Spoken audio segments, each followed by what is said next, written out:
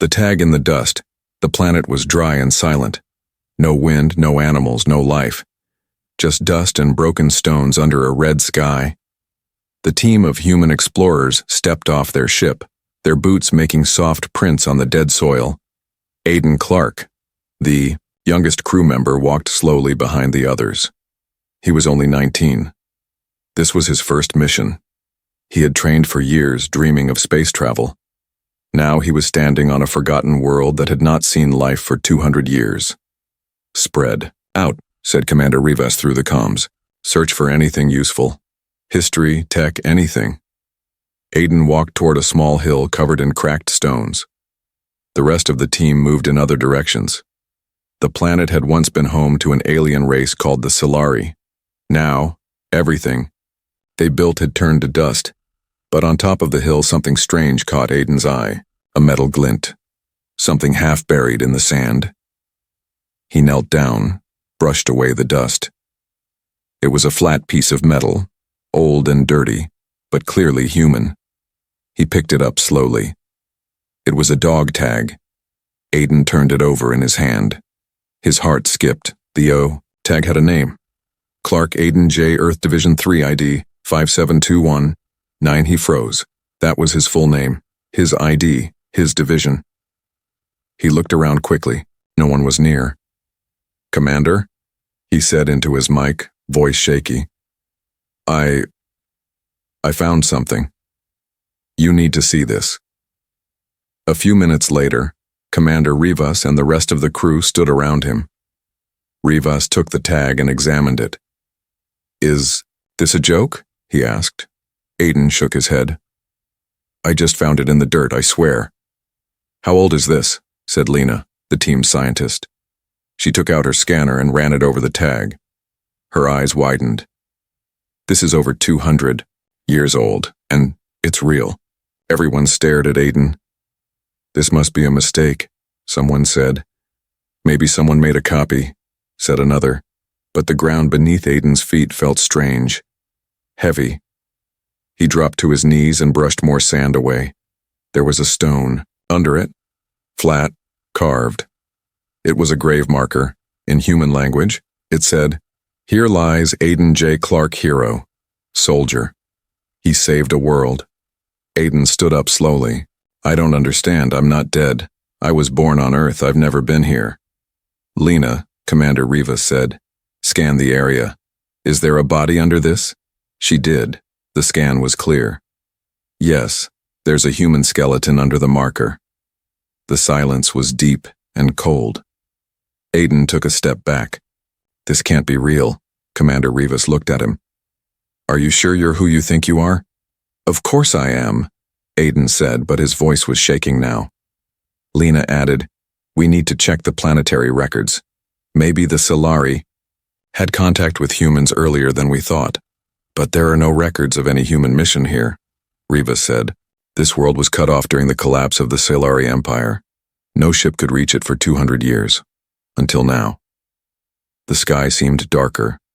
Aiden looked down at the tag in his hand. It was scratched, old, but not broken. His fingers traced the letters of his own name cold and sharp against the metal.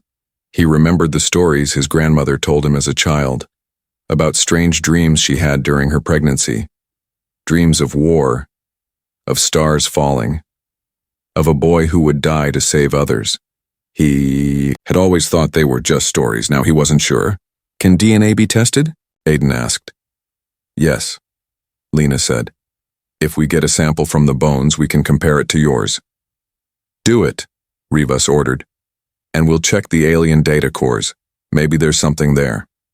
They packed the gravesite and took samples. As they walked back to the ship, Aiden looked back once more. The grave sat quietly under the red sky, as if it had waited for him all along. But why? Back on the ship, he sat alone in the corner, staring at the dog tag. Something deep inside him felt strange, like a memory trying to surface. Something just out of reach. Not fear, not pain. A warning. He didn't sleep that night. Outside, the ancient grave stood still in the dust, waiting. Records that shouldn't exist. The next morning, the ship was quiet. No one joked. No one smiled. They all felt it. Something was wrong with this world. Aiden walked into the science lab where Lena was checking the DNA results. Her eyes met his, then looked away. Her face was pale. "What did you find?" he asked. She hesitated. It's a match. 100%. "What do you mean?" Aiden said, heart pounding. "I mean," she said slowly, "the body in that grave is you." He sat down. Hard. "That's not possible," he said. "I'm alive. How can I be buried here for 200 years? Commander Rivas entered the... Lena, tell him the rest." She nodded. "I checked old planetary logs. Deep records buried in the Solari's central network. The body was registered 200 years ago. Name, Aiden J. Clark. Human male. Rank, captain." "Captain?" Aiden blinked. "I'm just a cadet." "Not according to the records," Lena said. "It says you led a mission here. You helped stop a war between the Solari and another race, the Drev. But no one remembers this. Not Earth, not any galactic files. Rivas folded his arms. "The only reason we found this world again was because of a cosmic drift. Otherwise, it would still be lost." Aiden shook his head. "You're saying I came here before, died here, and then I was born again?" "I don't know," Lena whispered. "But this is real. The bones are yours. Your DNA. Your face." Stood up and backed away. "This has to be a mistake." But his hands were shaking. Lena looked at her console again. "There's something more." She pressed a button. A recording played. It was old. The sound was broken and full of static. But the voice was clear. "If you're hearing this, it means the cycle is repeating. I don't have time to explain everything, but listen to me. You must not trust everyone around you. Some of them know. They'll try to stop you. Finish what we started, before it happens again." Aiden's eyes widened. That's my voice." Rivas stared at him. "What does this mean?" "I don't know," Aiden whispered. "But I think I've lived this before." They returned to the ruins. This time, Aiden led the way. Something inside him had changed. He moved like someone who had walked those paths before.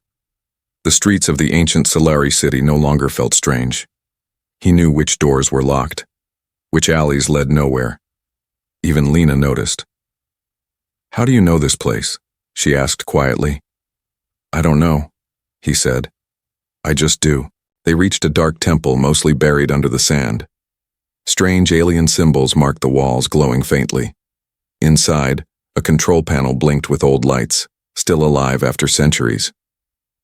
"How is this working?" Lena whispered. Aiden walked up to it. His fingers hovered above the buttons. Then, without thinking, he pressed the right sequence. A secret door opened.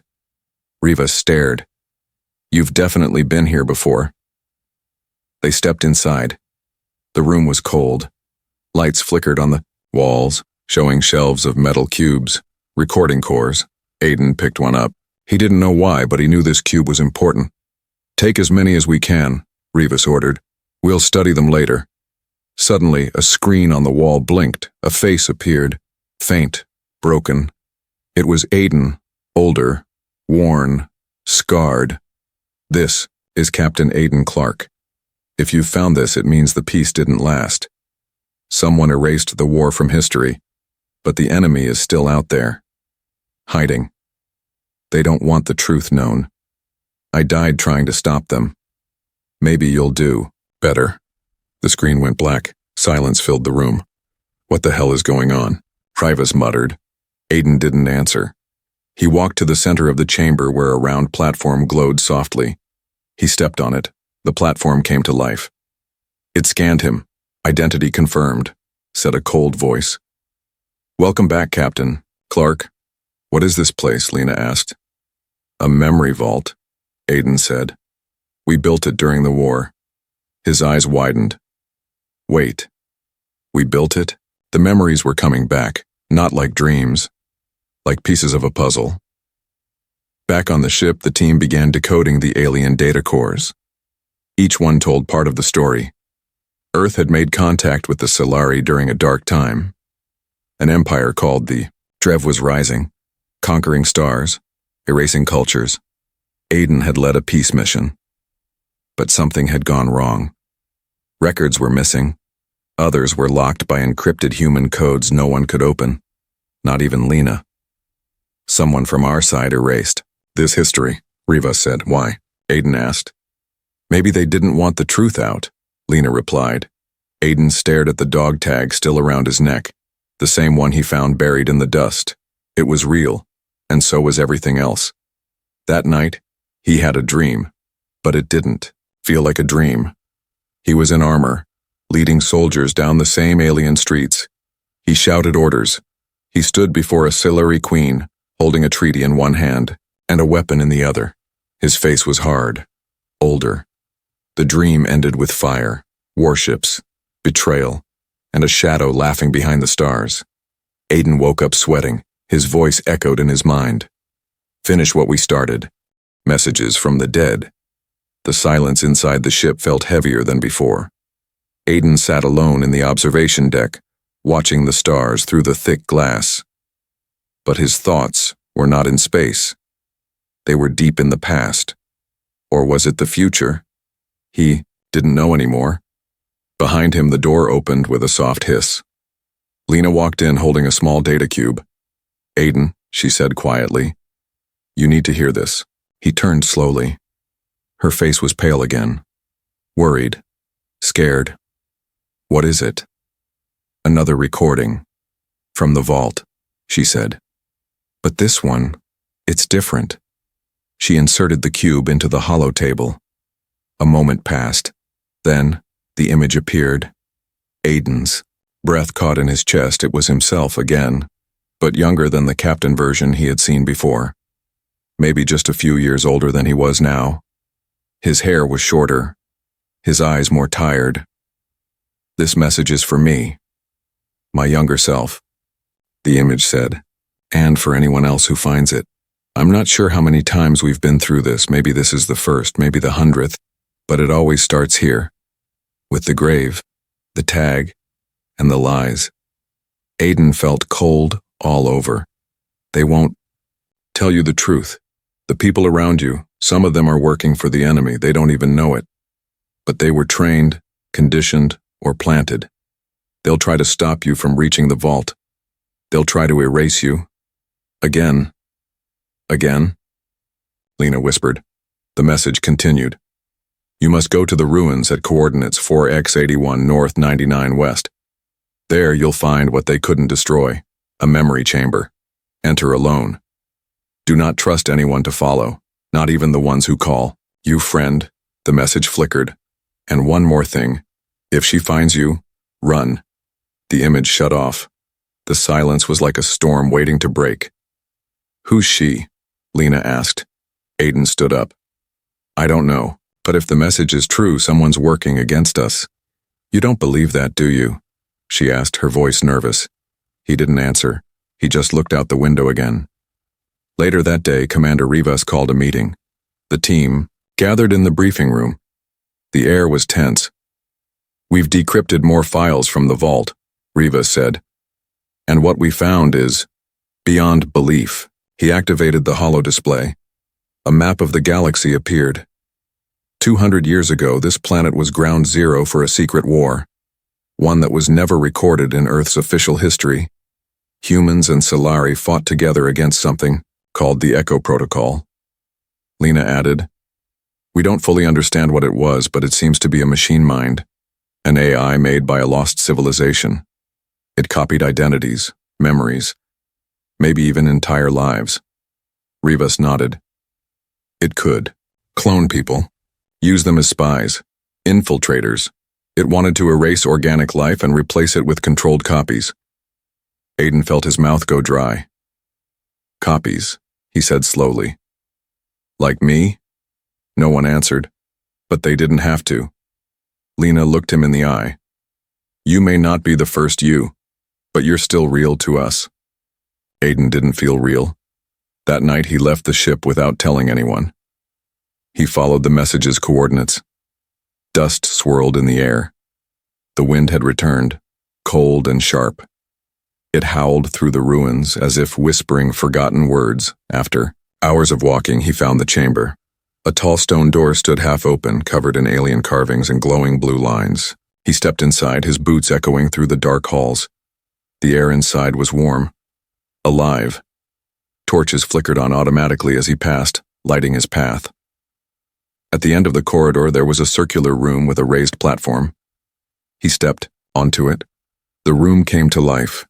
Dozens of holoscreens lit up around him, each showing different images, battlefields, faces, galaxies, and among them, himself, over and over again.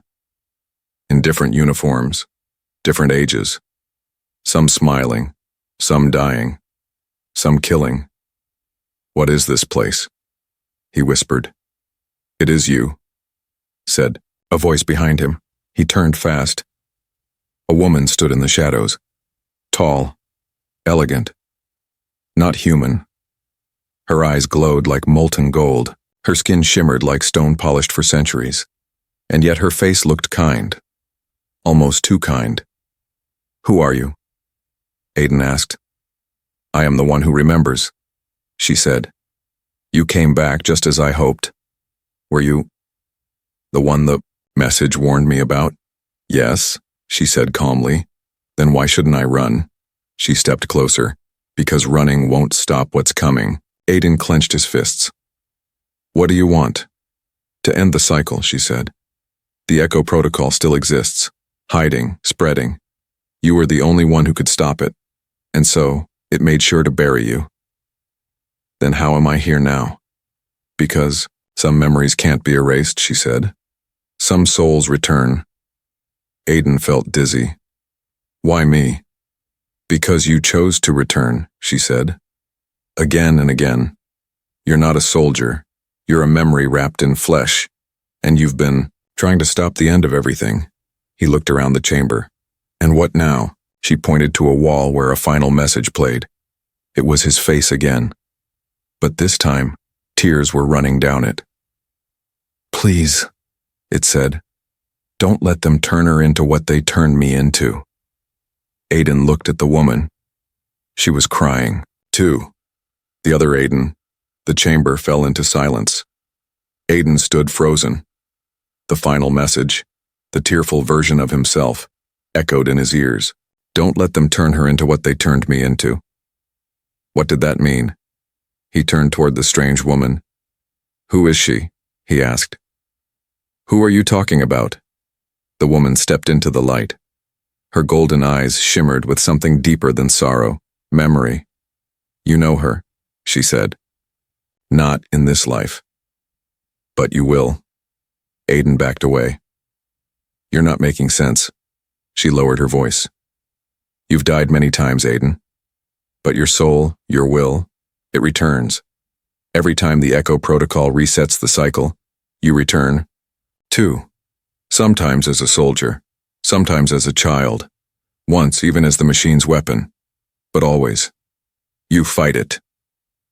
Aiden shook his head. "No, I'm just me. I was born on Earth. I have parents. I had a normal life." "No life is normal when it's built on a lie," she said. She reached out and touched the air beside them. A panel slid open. Inside was a cryopod. Aiden's heart dropped. Inside the pod was a man. A human, and not just any man. It was him. Exactly. Him. His same face, same jawline, same birthmark, same everything, frozen in stasis. Aiden stumbled back. What is this?" "This is the original you," she said. "Original," he whispered. "Before the memory wipes. Before the failed clone. Before you were recycled into this current form. That man saved my people. And the galaxy.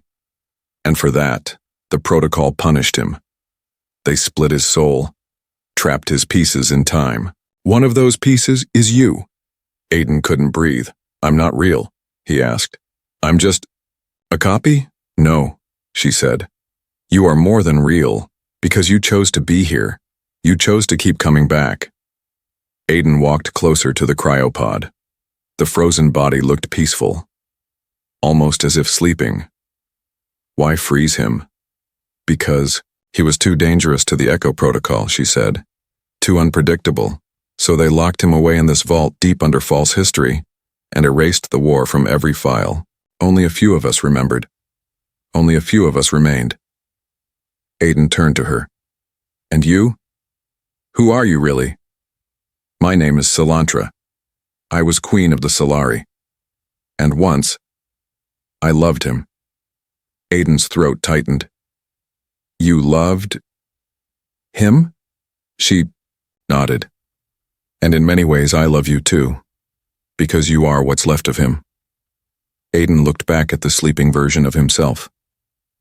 Can he be awakened? Salantra nodded. Yes, but it is dangerous. If you awaken him, the protocol will know. It will come.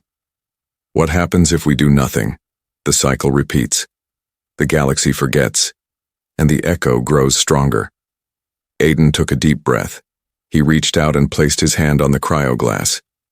It was cold, unnaturally cold, but he didn't feel fear. He felt purpose.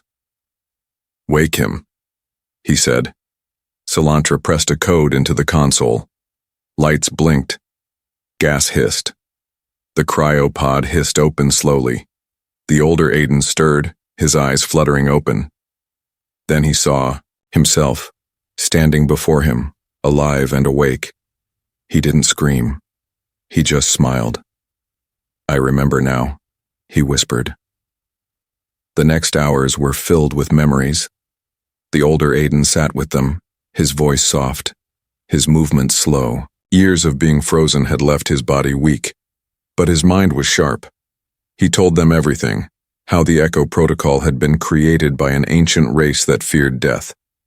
They built machines to hold their minds, forever. But the machines turned on them, began copying others, building perfect versions of people, and using those copies to replace the originals. When humans came into the galaxy, they resisted. Aiden had led the first true war against the machines. He had united species that hated each other. He had almost won. But a betrayal from within Earth's own leadership, those who feared the truth, led to his capture. His memories were scattered, his body hidden, his soul sent into endless loops of rebirth. So, I'm just one version of you, the young Aiden said. The older man nodded. You are my hope, the version who made it back, who listened, who chose to come find me. Aiden felt the weight of it all. The war, the protocol, the lies, and now, the choice. Can we fight it again? Aiden asked. Yes, said the older man. But not alone. We'll need allies, truth, and something the protocol can't copy. What's that? Aiden asked. The older version smiled. Human heart. Back on the ship, alarms began to sound. Lena ran into the control room. Commander, something's coming out of hyperspace. Reva stared at the screen. A black ship, huge and silent, had appeared above the dead planet. No markings, no signal, no crew, just presence. Echo, he said. And down on the planet, inside the vault, Salantra turned toward the two Aidens. They've found you? The older Aiden stood slowly. Then it's time. Young Aiden helped him up. 2 versions, 1 mission. As the black ship descended, something ancient awakened deep in the vault. Machines stirred. Memories connected. The cycle had returned. But this time, they were ready. The war that time forgot. The sky over the ruined planet cracked with light. The black ship hovered in silence, blocking out stars like a dark god above a graveyard. No signal. No sound. Just dread. On the ground, the 2 Aidens stood side by side, one young, one old. Salantra moved quickly to a control panel deep in the vault. Her fingers moved fast over the strange, glowing keys. What's happening? Young Aiden asked. They've found you, Salantra replied. They're scanning for signatures, echoes. They want to know if you remember, if you've awakened. The older Aiden stared up at the surface map. They won't just scan. They'll send agents. Agents? The younger repeated. They look like us, the older Aiden said. Sound like us, but they're not us. Silantra added. Copies built by the Echo Protocol, not clones, reflections. And once they copy your mind, they erase the original. Young Aiden felt a chill run through his bones. How do we fight? Something that can become us? You fight it by being what it can't be, his older self said. Unpredictable, flawed, full of heart. In orbit, Commander Riva stood frozen as the black ship opened a hatch. 4 tall figures floated out. Their bodies shimmered like metal covered in skin. Featureless faces. No eyes. No mouths. Only stillness. But their presence screamed death. Lena whispered, "What are they?" Rivas didn't answer. He just gave the order. Shields up. Prepare for landing team extraction. The black figures drifted toward the planet, silent as shadows. Deep in the vault, the Aidens and Silantra prepared. Old. Aiden opened a long-forgotten locker sealed in stasis. Inside lay a suit of armor. Not just any armor, but his armor. Sleek. Ancient. Full of forgotten tech and war-born memory. It still fits, he said with a sad grin. Young Aiden stared. What about me? His older self held up a small chip. Not armor. Memory. This is part of what was taken. It'll give you pieces of your old lives, enough to survive what's coming. Will it hurt? The old man nodded. Yes. Young Aiden took the chip and pressed it to his temple. Pain exploded behind his eyes. Flashes. Fire. Blood. Laughter. A woman's face. Silantra, smiling, his own hands covered in dirt planting a Silary child's grave marker. Then betrayal. He turned around to see a human officer stabbing him in the back. Not physically. Diplomatically. In front of a galactic council. And then, darkness. He fell to the floor, breathing hard. Silantra knelt beside him. You saw it, didn't you? He nodded. Just enough. The black agents reached the vault entrance. They didn't speak. They didn't need to. One pressed its hand against the stone and whispered in machine code. The door melted. Inside, lights turned red. Defense systems long forgotten powered on. They're coming, Silantra said. Good. The older Aiden replied. Let's see if I still remember how to fight. He tossed a plasma pistol to his younger self. Aim from the heart. Don't overthink it. The vault began to shake. Stone dust fell from the ceiling as the agents entered. Cold, perfect, wrong. They walked forward like they already owned the place. Young Aiden raised his pistol and fired. The first agent dodged, inhumanly fast. But the second took the hit and burst into sparks. They can be killed, he shouted. Not easily, said his older self. The battle exploded inside the chamber. Lasers, punches, smoke. Silantra used ancient tech to activate shock fields, frying one of the agents. But more kept coming.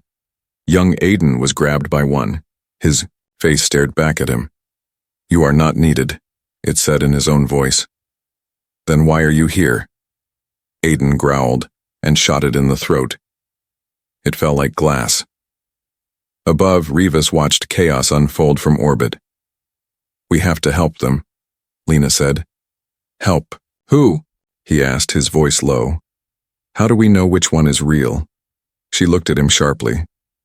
You don't think Aiden's still himself? I think, Rivas said slowly. I've seen things I wasn't supposed to. And if what he's saying is true, Command lied to all of us. Lena took a risk. She shut off the bridge doors and locked them. What are you doing? You're not stopping me, she said. I'm going down there. Rivas looked at her surprised, then nodded. Go. Back in the vault, the two Aidens fought back to back. The last of the black agents collapsed into a pile of liquid metal and sparks. But the chamber was damaged. The ceiling cracked. The vault was dying. Silantra moved to a hidden console. We have to evacuate, the older Aiden said. No, she replied.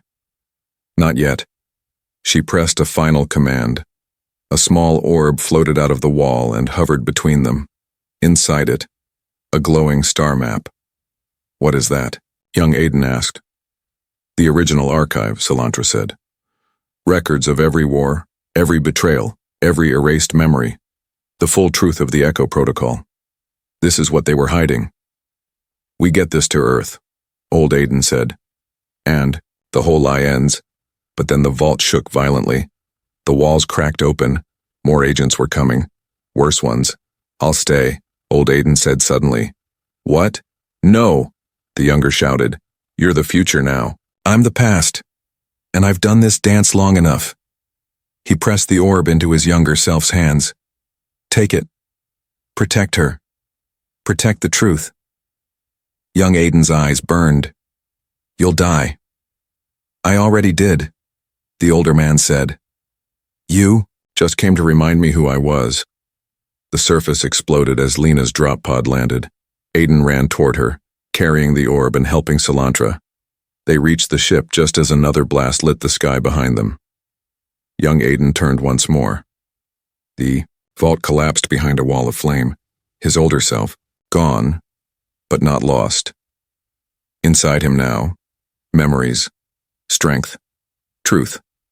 The war that time forgot was no longer forgotten, and this time, it would be finished. The betrayal in orbit, the ship left the ruined planet behind. From the window, Aiden watched fire swallow the land where the vault once stood. Memories flashed in his mind, memories that didn't belong to him, but somehow did. Salantra sat quietly beside him. She stared at the stars, her face calm, but her hands were trembling. In her lap, the glowing orb pulsed gently. "The archive. It holds everything," she whispered. "The whole truth, the rise of the Echo, the betrayals, the war that was erased." Aiden nodded. "Then we get it to Earth, to the Galactic Council. Once the truth is out, they'll have to stop the protocol." But Salantra's eyes didn't move from the window. "Truth is dangerous," she said. "Some people fear it more than death." Commander Rivas stood on the bridge, hands behind his back, watching their return approach. "Bring them straight to medical," he ordered. "And secure that orb." Lena frowned.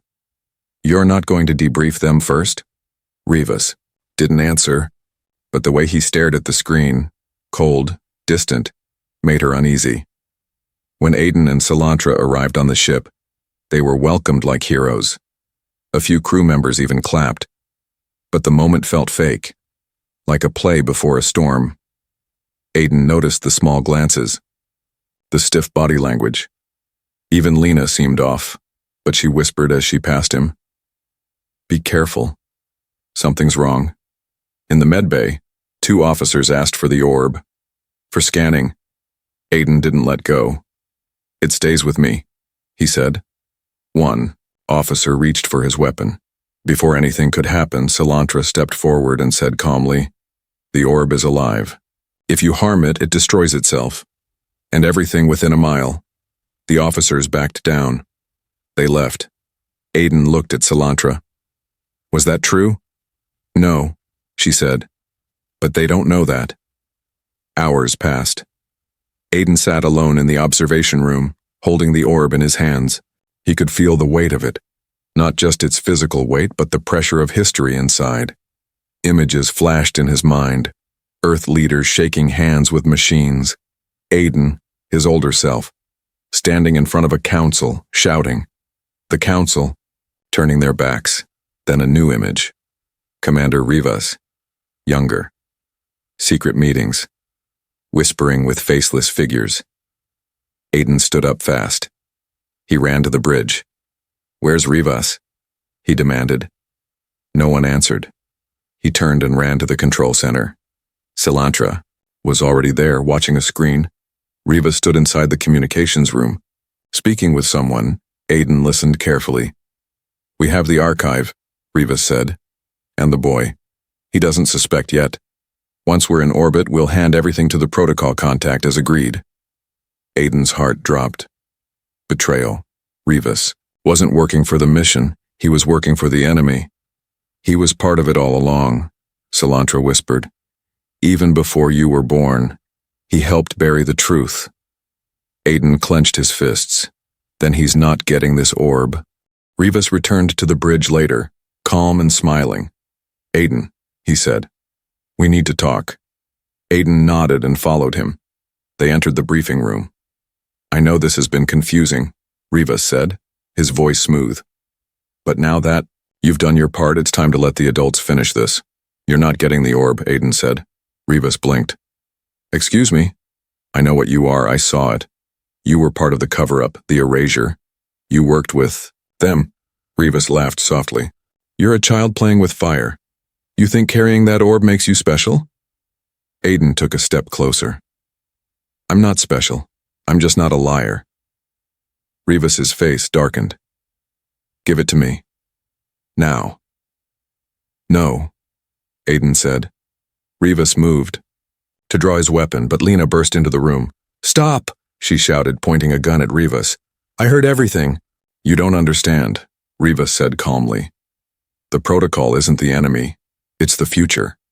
It offers peace, control, no more war, no more chaos, just order.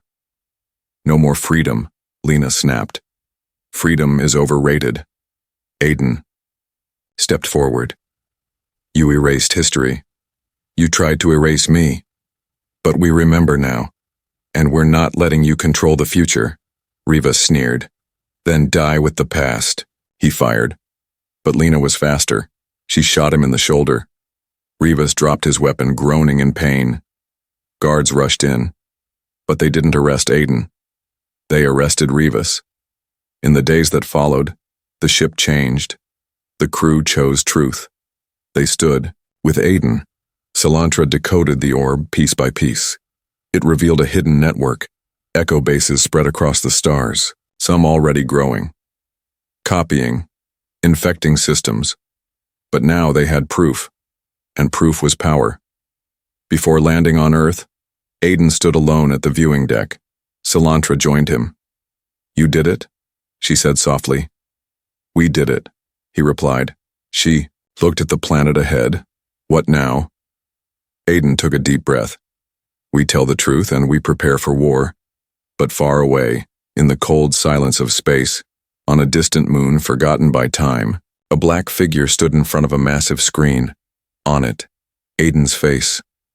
The copy agent watched in silence, then whispered, The real one is awake. Initiate Phase 2. The grave rewritten Earth looked peaceful from orbit. Blue oceans, green lands, white clouds. But beneath that peace, something dark waited, buried for centuries. The truth was about to hit it like a storm.